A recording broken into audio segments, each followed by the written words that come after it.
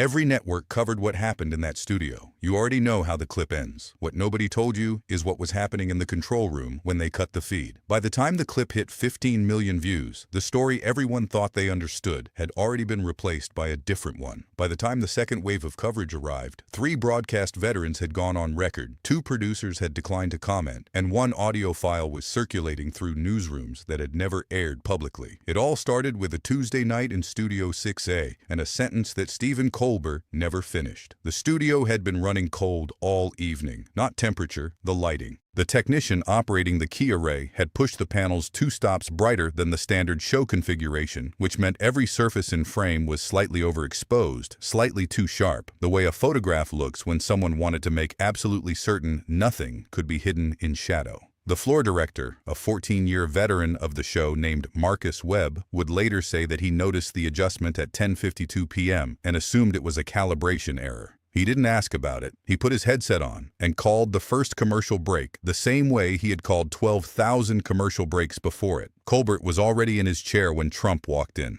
That detail matters more than it sounds. The standard configuration, host greeting, handshake at center stage, both men moving to the desk together, had been agreed upon in the pre-show meeting. Someone had changed it. Colbert sat with both hands flat on the desk surface, not rifling through cards, not checking his earpiece, not performing the small preparatory gestures that fill the space before a taping begins. He was simply waiting. The audience felt the weight of that stillness before they could name it. Trump entered from the left wing at 10:58 p.m.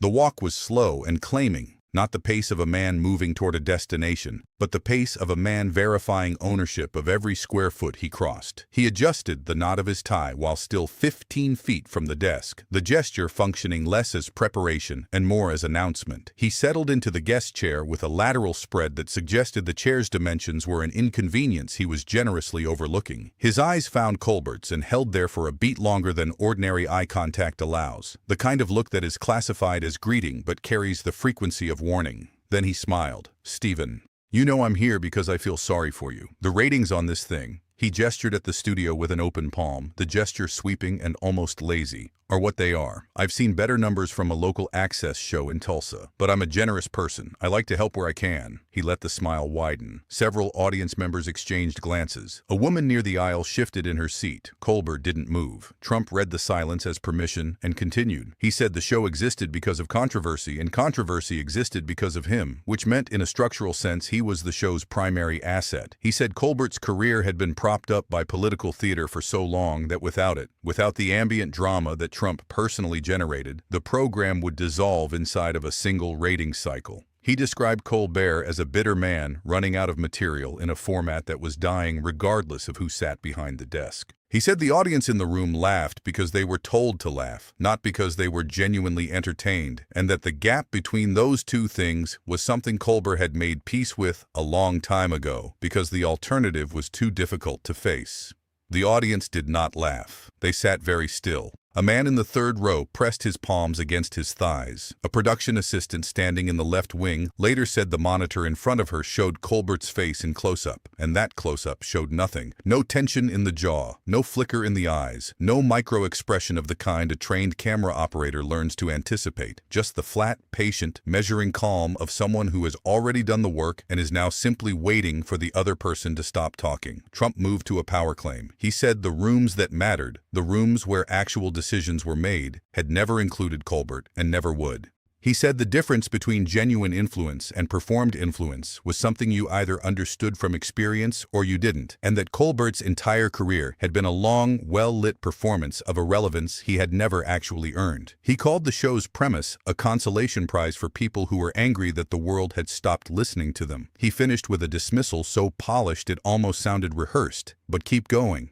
Everybody needs a hobby." The silence that followed was longer than it should have been. Then Colbert moved. He didn't lean forward. He didn't raise his voice. He reached below the desk with his right hand. Slowly, with the deliberate, unhurried care of someone who has touched this particular object before and knows exactly where it is, and set a manila envelope on the desk between them. He left his hand on it for a moment. Then he lifted his eyes to Trump's and spoke in a register that was lower than his speaking voice, lower than his interview voice, lower than anything the audience had heard from him in 14 seasons of live television.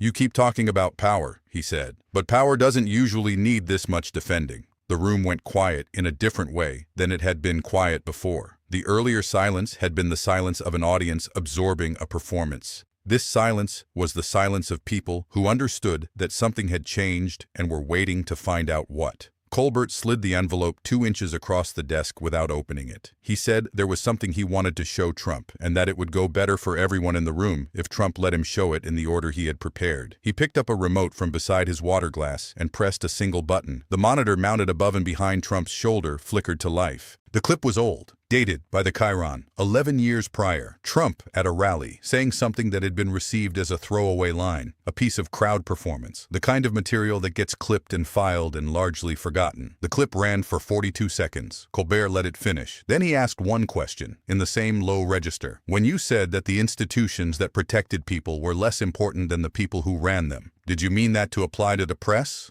Trump said it was a joke. The audience heard the word joke, and the air in the room compressed slightly, as though the studio itself was deciding something. Colbert said, "Then let's talk about what happened when it stopped being one." He opened the envelope. He placed the contents on the desk 1 page at a time, and the placement was measured and exact, the way a surgeon places instruments before a procedure. Not rushed, not performative, just methodical. Each page finding its position with the same quiet inevitability. The documents were dated. They bore network letterhead. They bore timestamps. The top sheet showed an internal communications log, and the communications log showed a name. Not Trump's name, but a name that connected to Trump's name through a sequence of institutional decisions that Colbert now began to read aloud, item by item, in a voice that didn't waver. Trump reached across the desk. His fingers made contact with the top sheet. Colbert's palm came down flat and calm beside them. Not aggressive, not dramatic, simply present. A physical statement that the documents were not going anywhere. "That's mine," Trump said. "It's public record," Colbert said. A woman in the 7th row brought her hand to her mouth. A camera operator who had been slowly pushing in on a wide shot held his position for 3 seconds, then continued the push. Then the second screen activated. The timeline occupied the full LED display behind the desk, a horizontal line stretching from 2016 to the present, with specific dates marked in white against a dark background. The dates corresponded to the communications in the folder. They corresponded to gaps, public appearance gaps, statement gaps, the specific periods where the official record went quiet in ways that were individually explicable and collectively something else entirely. Colbert stood up from behind the desk, just slightly, not dramatically, just enough to gesture toward the screen, and began connecting the dates to the documents in a sequence that was unhurried and relentless. Trump said the timeline was fabricated. Colbert said the timeline was sourced from public filings and invited Trump to identify any specific point of inaccuracy. Trump said it was a setup. Colbert said, "I'm not making accusations. I'm doing archaeology, and what's buried is already on the table." The word landed in a particular way. Several audience members looked at each other. A man near the back straightened in his seat. Trump attempted to talk over the next 3 items on the timeline. Colbert did not speed up. He did not raise his voice. He simply waited for each interruption to exhaust itself, then continued from exactly where he had left off, like a river that has accepted the presence of rocks. Then a door near the stage left curtain opened. The audio began without warning. No introduction, no setup. Just a voice from a speaker system that filled the studio evenly, calmly, the way a building fills with sound when every surface is the same temperature. The voice was Trump's. The recording was dated from a backstage corridor, and it was short, 11 seconds. And what it said in those 11 seconds was a specific instruction to a specific person about a specific category of information that was not supposed to leave a specific building. Trump said it was edited. Colbert pressed a second button, and the forensic verification appeared on the secondary monitor. Spectral analysis, timestamp integrity, chain of custody documentation from the audio lab that had processed the file. The analysis was 4 pages. Colbert did not read all of it. He read 2 lines, then set it down. He said, "The geometry holds. These dates don't just align, they form a geometry." A woman in the front row stopped moving entirely. The floor director later said that from his position in the wing he could see 12 audience members in direct eye line, and that at that particular moment none of them appeared to be breathing. A side door opened and a man walked onto the stage. He was in his late 40s and wore a gray blazer over a dark shirt. His name, as Colbert introduced him, was Daniel Hofer. He had worked as a production coordinator for a media entity connected to the communications in the folder for 6 years, from 2017 to 2023. He stood at a small lectern positioned to Colbert's left, and his testimony was short, procedural, and precise. He described what he had been asked to carry, when he had been asked to carry it, and who had given the instruction. He did not editorialize. He named the documents by their categories: transfer files, forwarding protocols, sign-off sheets. His voice did not shake, but something in his right hand did, briefly, near the end of the third sentence. He had, he said later in a separate interview, rehearsed the walk from the parking structure to the stage door 11 times over the 2 days prior. Trump called him fired, bitter, and a lawsuit waiting to happen. Hofer absorbed the attack the way Colbert had absorbed Trump's opening barrage, by standing still. His closing line was quiet. "That belief cost me more than any lawsuit ever could have." The second door opened. The woman who walked through it was named Miriam Vasquez. She had worked in a different capacity: administrative, inner circle, NDA bound, for 4 years after her departure. She stood beside the lectern and for a moment said nothing. Her throat worked before the words came. She looked at the monitor, then at the audience, then at Colbert, as though she was deciding for the last time which version of this moment she wanted to inhabit. She described a system, not a conspiracy, a system. The difference, she said, was that a conspiracy requires people who understand what they're doing. A system requires only that people understand their own small piece of it and perform it correctly. She described her piece. She described the NDA not as a legal instrument, but as a kind of weather, a permanent atmospheric pressure that redefined what it was permissible to feel, to say, to remember. Her voice broke once, in the middle of the fourth sentence. A tear moved down her left cheek and she did not wipe it. Her fingers gripped each other at her waist until her knuckles were colorless. Trump stood up from his chair. "You're betraying the family," he said. His voice had the quality of a sound played slightly too loud for the space. It filled the room, but it didn't land.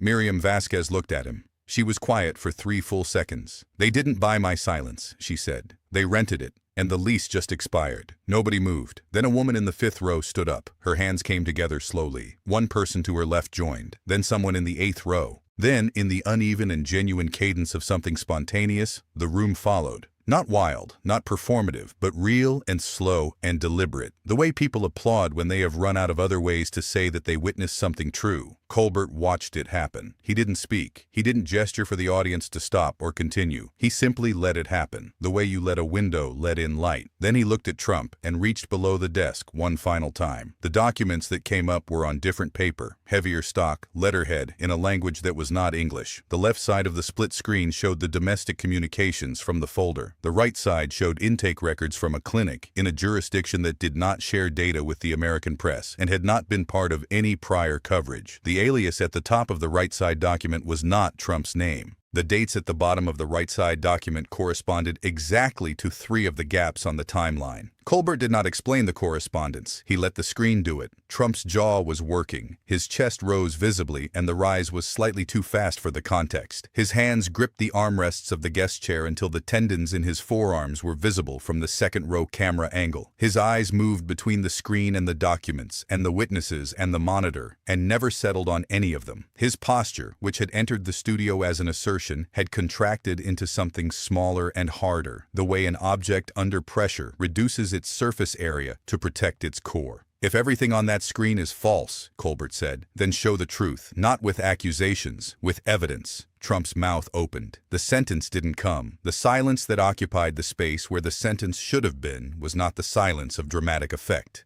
It was the silence of a man who had arrived at a destination he had been telling himself he would never reach, and was discovering that he had no map for what came next. Colbert let it stand. "The geometry holds," he said again, quietly, and then he sat down. The clip that ended there, mid-sentence, as Colbert's final syllable was still in the air, is the one that carries 15 million views.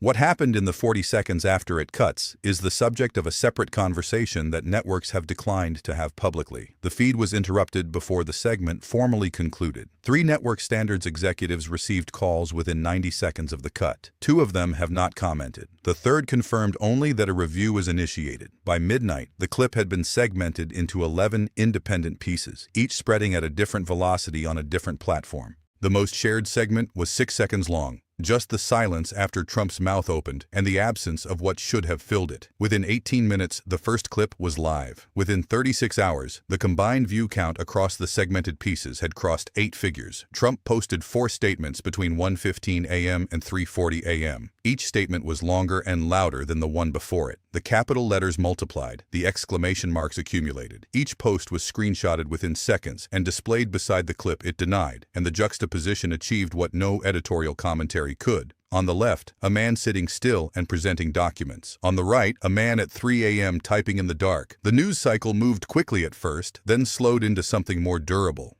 Anchors replayed the moment Colbert said, "Archaeology." The first time he said it, and then the second, and let the word sit in the middle of a full segment without surrounding it with commentary, because the word had already done what it needed to do, and additional language would only have reduced it. The public conversation drifted from the content of the documents to the psychology of the silence. Forums cross-referenced what was on screen against public records, flight logs, statement gaps, the names that appeared on the domestic documents, and the names that appeared in tangential court filings from different years. The unanswered question, whether the alignment between domestic records and foreign clinic files had ever been formally addressed, remained unanswered. Months later, people were still watching, still cross-referencing, still waiting for a counter-document that never arrived. The sentence Colbert didn't finish has been transcribed, analyzed, and argued over in venues ranging from academic journals to comment sections. What he was about to say, in the moment before the feed cut, remains one of the few genuinely open questions in a story that answered almost everything else. Some things burn slow and don't require a conclusion to keep burning. That is the nature of evidence that no one disputes and no one has disproved. Subscribe now and turn on notifications. The next confrontation is already building, and once you see what's coming, you'll understand why silence is always louder than power.